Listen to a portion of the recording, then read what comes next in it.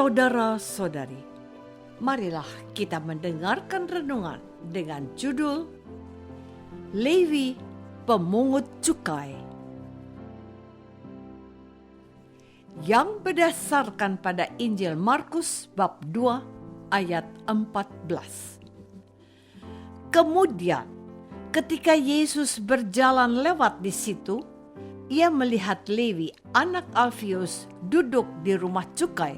Lalu ia berkata kepadanya, "Ikutlah aku." Maka berdirilah Lewi lalu mengikuti dia. Dalam nama Bapa dan Putra dan Roh Kudus. Amin. Saudara-saudari terkasih dalam nama Tuhan Yesus Kristus.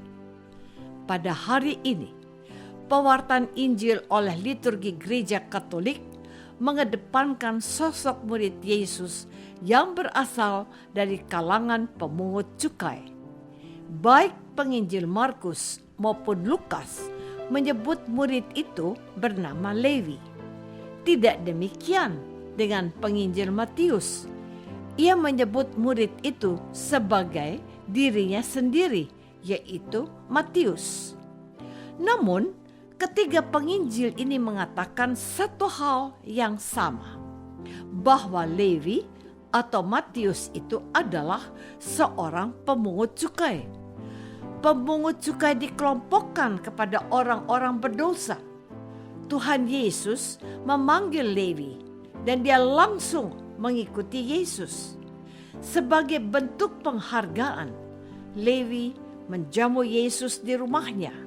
Di situ hadir juga teman-teman seprofesi dengannya, para pemungut cukai dan orang-orang berdosa. Mereka makan bersama-sama dengan Yesus.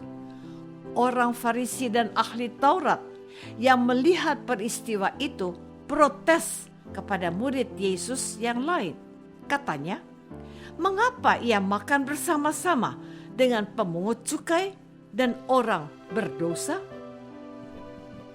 Saudara-saudari terkasih, menarik untuk diperhatikan bahwa orang-orang yang protes itu tidak langsung bertanya kepada Yesus, melainkan kepada para muridnya.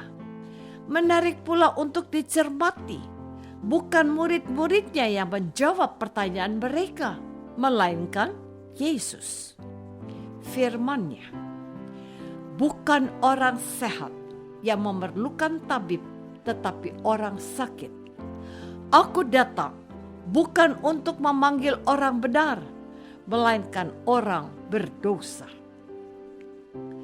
Pewartaan gereja hari ini mau membuka cakrawala berpikir kita bahwa Allah bisa saja menggunakan seseorang yang tidak diperhitungkan dan diperkirakan orang kebanyakan untuk menjadi bagian dari karya keselamatan yang sedang diemban oleh putranya Yesus.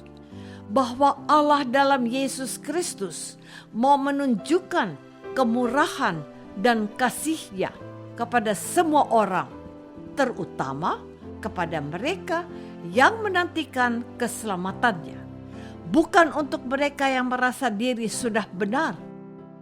Betapa sulitnya membuat orang yang sudah pintar untuk menjelaskan persoalan yang sangat sederhana.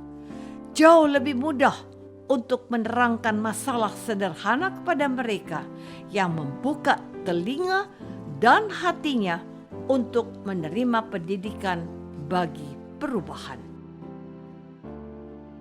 Saudara-saudari terkasih, kisah panggilan Lewi, seorang pemungut cukai, ternyata membuat orang-orang benar, yaitu orang Farisi dan ahli Taurat, untuk mempersoalkan jati diri guru Yesus. Bukankah dengan bergaul dengan orang-orang berdosa itu, Yesus telah menajiskan dirinya? Orang Farisi dan ahli Taurat tidak bergaul dengan para pemungut cukai dan orang-orang berdosa. Mereka memisahkan diri mereka dan menganggap diri mereka sebagai kelompok elit yang mewarisi dan melaksanakan hukum Taurat. Ketika mereka bertanya, mengapa Yesus makan bersama dan bergaul dengan orang-orang berdosa? Tuhan Yesus menyatakan dirinya sebagai anak Allah yang berpihak kepada mereka yang tersisih dan kepada mereka yang dijauhi dari pergaulan. Yesus membuat pernyataan, bukan orang sehat yang memerlukan tabib, tetapi orang sakit. Aku datang bukan untuk memanggil orang benar, melainkan orang berdosa.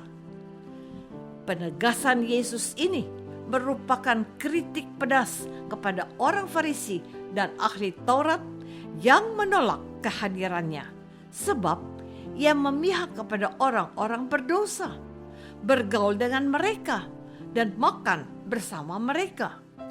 Tuhan Yesus mau memastikan kepada mereka bahwa hadir untuk mereka yang membutuhkannya sebagai seorang tabib yang menyembuhkan, sebab orang merasa sudah sehat tidak membutuhkan dokter. Saudara-saudari terkasih, menarik untuk disimak apa yang dikatakan oleh Rasul, bahwa tidak ada seorang pun yang tidak berdosa. Jika demikian, maka kita adalah seorang pendusta. Mendiang Dorce Gabalama pernah berkata, dan menjadi slogan yang mudah diingat, katanya, kesempurnaan itu hanya milik Allah dan manusia adalah tempatnya dosa. Tuhan Yesus memilih Lewi, seorang pemungut cukai yang disebutkan orang berdosa, untuk mengikuti dia. Mengapa Tuhan Yesus memilih dia? Bukankah dia orang yang dikatakan tidak layak untuk jabatan seorang murid Tuhan? Tuhan tahu siapa yang dipilihnya, dan dia telah terbukti setia. Dia menjadi seorang murid yang meninggalkan catatan iman kepada kita lewat karyanya, yaitu Injil Matius. Tuhan juga memilih Saulus yang menganiaya para muridnya. Saulus dipilih Yesus untuk mewartakan Injil kepada bangsa-bangsa lain. Paulus yang beringas dan brutal itu diubah oleh Tuhan menjadi pribadi yang berjuang untuk membela gerejanya. Bahkan separuh dari kitab suci Perjanjian Baru adalah tulisannya dan merupakan kesaksian imannya kepada Yesus. Tuhan Yesus datang kepadanya, sesuatu yang tidak ada dalam nalar orang-orang Farisi dan ahli-ahli Taurat. Kalau Tuhan mau, tidak seorang pun dapat menghindar. Setiap orang harus siap untuk dipakai Allah menjadi pengikutnya dan menjadi alat di dalam tangan Tuhan. Jangan berkata, aku tidak pantas, sebab Tuhan yang bekerja. Apakah aku siap melayani Tuhan kalau Tuhan memanggilku untuk mengikuti Dia? Marilah kita berdoa. Bapa yang Maha Baik, Engkau mengasihi kami, hamba-hambamu yang berdosa ini. Seperti Yesus melayakkan Lewi dan menjadi muridnya, pakailah kami untuk melayani Dia dengan keterbatasan yang ada pada kami. Sebab Dialah Kristus, Tuhan kami. Amin. Semoga kita semua selalu dinaungi dan dibimbing oleh berkat Allah yang Maha Kuasa. Dalam nama Bapa dan Putra dan Roh Kudus. Amin.